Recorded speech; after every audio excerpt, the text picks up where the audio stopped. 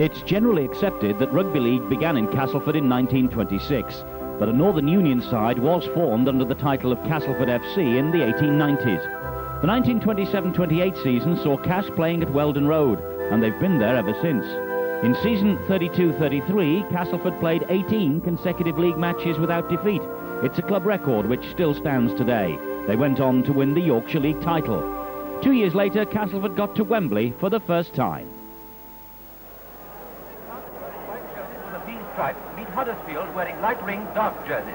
All Yorkshire. Northern Union rules, 13 aside, 6 forwards instead of 8, scrums instead of lineouts.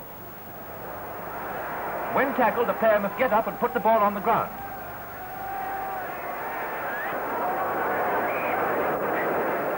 And a goal, however scored, only counts 2.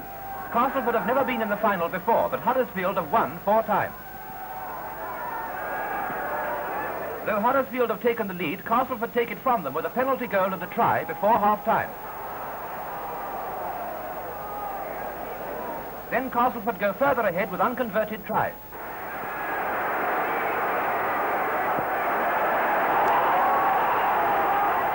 A desperate effort by Huddersfield towards the end brings their total to 8 against the 11 of Castleford, who thus win the cup on their first appearance in the final. Atkinson, the captain, receives the trophy, and half the population of the little Yorkshire town lustily cheers the heroes of the match. The 1938-39 team came second in the league and was narrowly beaten the championship final by Salford in front of a world record crowd of over 69,000 at Main Road. The score, Salford 8, Castleford 6. In 1948 and 50, Castleford were beaten finalists in the Yorkshire Cup. Then followed the bleak 50s. But in the mid-60s, they won the BBC Floodlit Trophy 3 years in succession in 1965, 6 and 7. And here we see the Castleford team holding aloft their captain Alan Hardesty after their first win over St Helens at Knowsley Road in 1965. They won that night in front of a crowd of 11,500, 4-0. In 1966 they beat Swinton 7-2 and then Lee 8-5 at Headingley. A season later, Derek Rocky Turner arrived as coach, and he's pictured here. In 1968, Cass lost their third Yorkshire Cup final, beaten 20-11 by Leeds. But in the Challenge Cup, they disposed of Hunslet, Wigan and Leeds on the way, and met fancied Wakefield in the semi-final. Joe Manley is the referee, and Warrington is sorting his pack out. Bonner, Cumbrian to put in, and again Castleford get the ball. Hardesty trying to find the overlap, and this could be it. This could be a try for Castleford. A try to Briggs on the right wing, the first try of the match for Castleford against 2 to Wakefield, and it will be an inspiration for them. Don't let us down. Bring the cup to our hometown. We've got points from Castleford. We've got Wrexham kicking the shot at goal. And it's a tremendous job if he kicks it. I would doubt it, but if he does, it's a tremendous shot. And it's a tremendous shot! It's a tremendous shot in anybody's language. Wakefield won the cup in 1946 with a very late goal. Kicked by Stock, and Wrexham do it for Castleford. It's taking a long time, but he needs the 2 points. He's kicked well so far. He's kicked well now. It's a goal!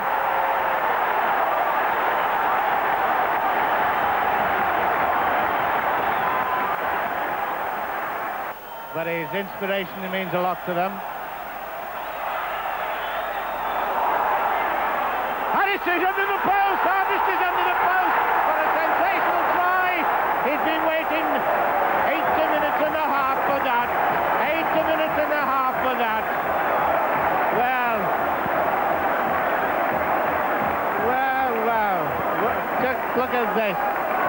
The only thing that these fellas don't want to do, what they don't want to do, is to keep on that field if the referee were to call the match off. Hurt. Redfern 14 points to 10. And Redfern gives the ball to the Castleford fans as he goes over Joe Manley. He's not going to blow the whistle till he gets the ball, but he's not got the ball. So the whistle has gone for Castleford for the first time since 1935 when they won the cup. Now go back for the first time to Wembley in this Battle of the Jubilation for Castleford and their supporters at Headingley. So now it was on to Wembley to meet Salford. Castleford, the shoestring side from Yorkshire, against a Lancashire team who never spare the brass when it comes to buying new players. And Salford opened the score with a penalty goal from Ron Hill.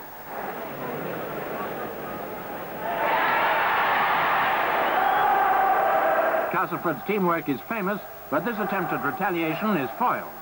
Then Keith Howe, holder of Castleford's try-scoring record, puts his team into the lead.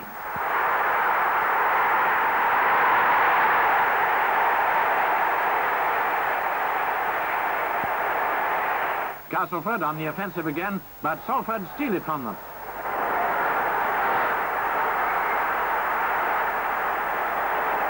Another 2 points for Salford to give them the lead at the interval. Another penalty goal from Ron Hill.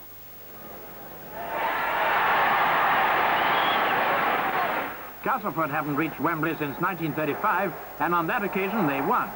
Now history is to repeat itself. Castleford takes the lead with a superb try from Alan Hardesty.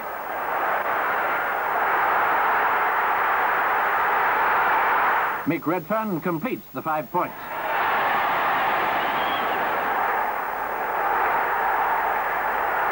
All Salford scores were penalty goals, a pretty clear comment on the pattern of the game.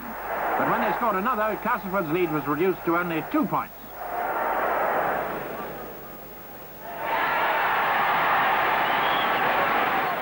How the Yorkshire side fought for that final conclusive score. Then at last it came. Hartley, Ward and Hepworth combined superbly, with Hepworth going over for the try.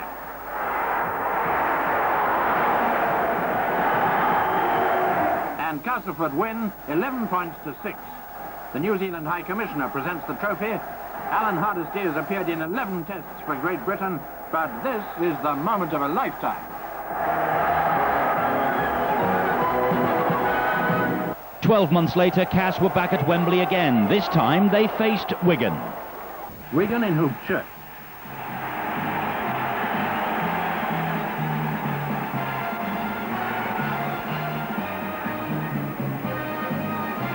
It was only a matter of seconds before Wigan were awarded a penalty. Fullback Colin Tyler lived up to his reputation as one of our greatest goal kickers. Wigan 2 points ahead. Plenty of action as Castleford swing into attack. In spite of their size, these men really can move.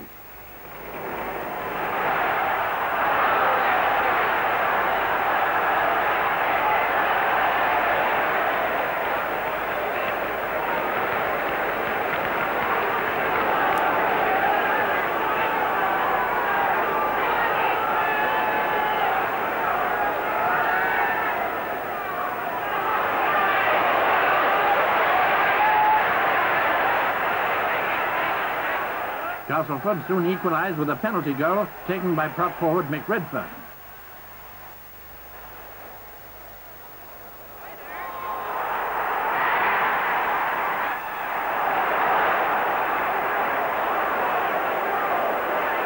Now Wigan making breaks, but the Castleford defence is solid as a rock. A break by Castleford's second row forward, Bill Kirkbride, led to the only try of the match. Quick and accurate passing sent left wing Alan Lowndes over in the corner for another 3 points. Wigan were more than unfortunate in losing Tyler with a serious jaw injury. A substitute kicker missed an easy penalty soon afterwards. In the second half, Wigan keep up the pressure, refusing to capitulate.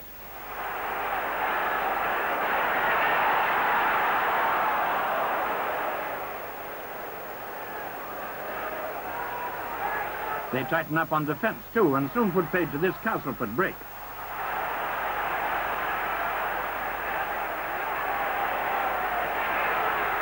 But even with their renewed attacks, Wigan, who'd won the cup 6 times in 10 previous attempts, never looked like pulling back the deficit.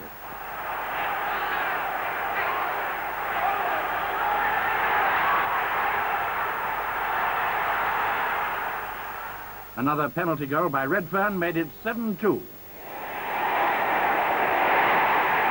Castleford hung on to that lead to join the select few clubs who won the cup in successive years.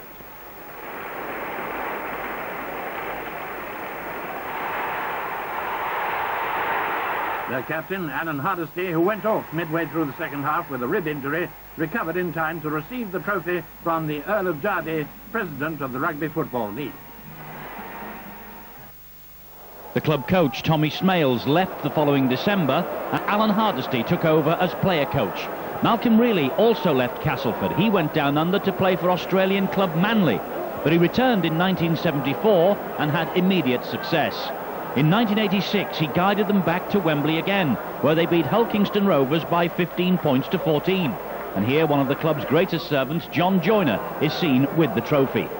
Castleford had now appeared in and won 4 finals: 1935, 1969, 1970 and 1986.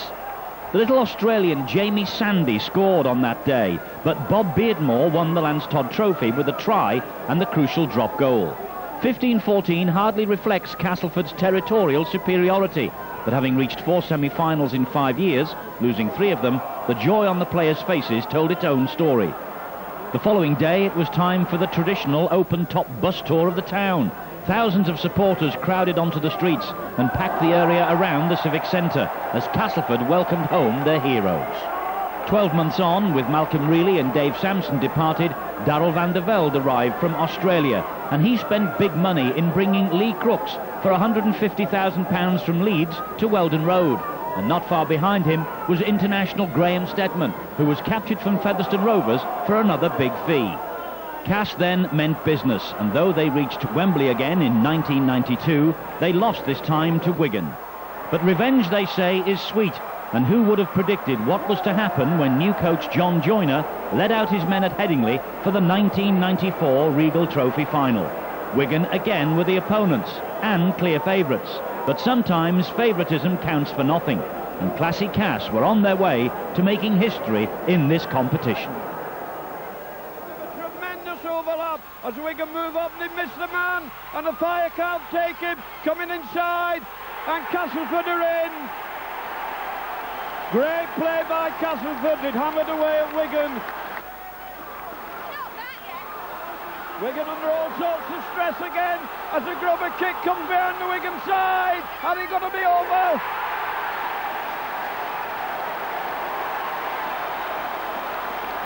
Wigan on the right.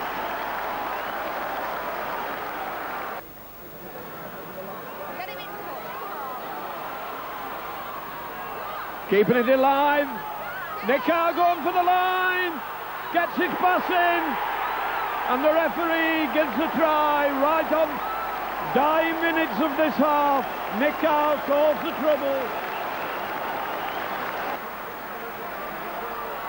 Wigan stretched on the right.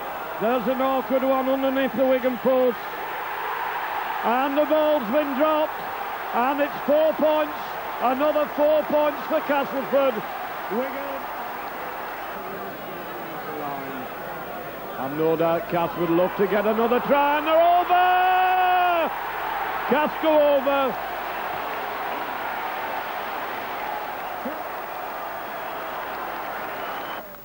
It was a world-class performance, 33 points to 2 the winning margin. And Lee Crooks not only came up with a try that day, but also with the smile of the year.